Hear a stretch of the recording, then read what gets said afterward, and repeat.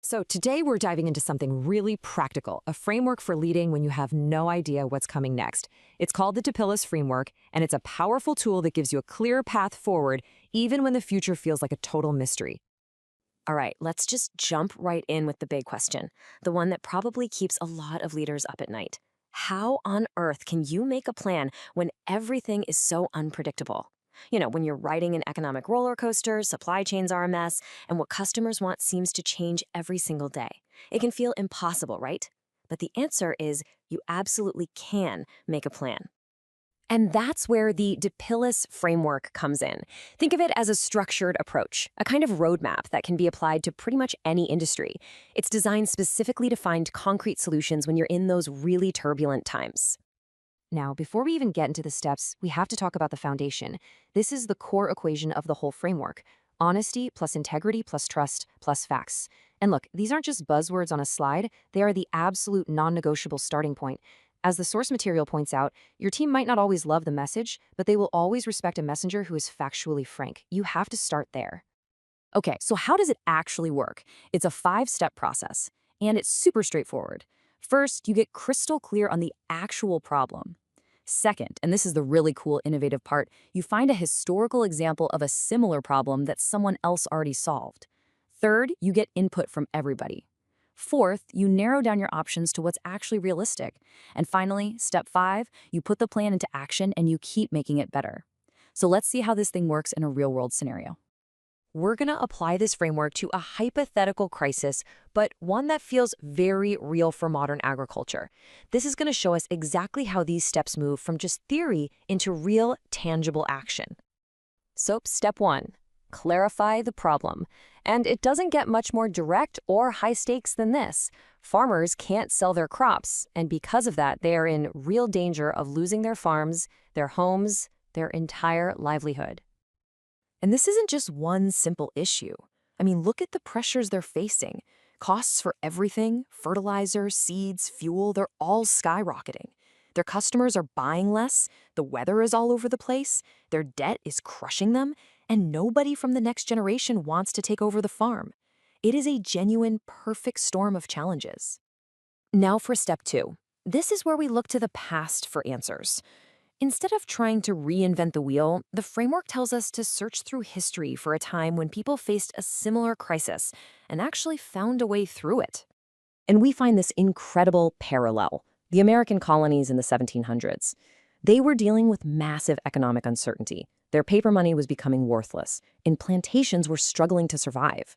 Sound familiar? It's the exact same fundamental problem our farmers are facing today, just in a different time and a different context. So here's the crucial point. They were in a similar mess, but they found a solution. They figured it out. So the question is, what was it? What was their secret weapon? What was their blue gold? Well, their blue gold was literally blow. It was indigo dye. A brilliant woman named Eliza Lucas Pinckney figured out how to process the indigo plant into these compact, durable bricks.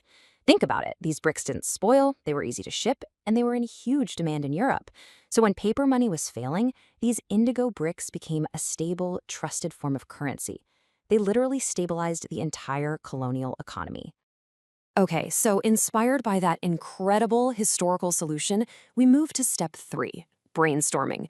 How can our modern farmers create their own version of blue gold? This is where you bring everyone to the table. The farmers, sure, but also outside experts, stakeholders, everyone. And suddenly the ideas just start pouring out. What if all those excess soybeans, instead of rotting, were turned into a high-value aerogel for insulation? What if we could partner with logistics giants like UPS or FedEx to create farm relief routes to pick up that excess crop? What if farmers could lease a piece of their land to create green AI centers that actually feed energy back into the community? All of a sudden, this massive problem starts to look like a massive opportunity. And this table here shows you exactly how you'd build that new ecosystem. It's not just about one single solution. It's about forging brand new partnerships. You bring in logistics companies. You bring in open source designers to lower equipment costs. You partner with university labs to develop new materials. And you bring in energy companies to power it all right there on the farm. You're literally creating an entirely new value chain from scratch. Okay, so we've seen the framework in action. Now let's zoom out. Let's distill all of this down into a 5-point leadership playbook that you can apply to your own challenges, whatever they may be. So here it is, your 5-point playbook. Number 1, united we stand. Unite your team with that honest, fact-based communication we talked about at the beginning. 2, leverage technology and outside experts, just like the farmers partnering with university scientists. 3, remember that logic needs stories. Tell compelling stories, like the history of blue gold, to inspire people. 4, prioritize ruthlessly. When everything feels like an emergency, you have to focus on what truly matters most. And 5, don't snatch defeat from the jaws of victory. That just means you maintain your integrity, you build on your wins, and you create long-term stability. You know, this quote just perfectly sums up the entire spirit of the framework. It's all about action. It's about taking these ideas, applying a structured process, doing the hard work, and creating real, tangible value, not just for your company, but for everyone involved. And so I'll leave you with this final thoughts. What problem did your industry solve 50, 100, even 200 years ago that could hold the key to the challenges you're facing today? What blue gold is just sitting there in your past, waiting to be rediscovered?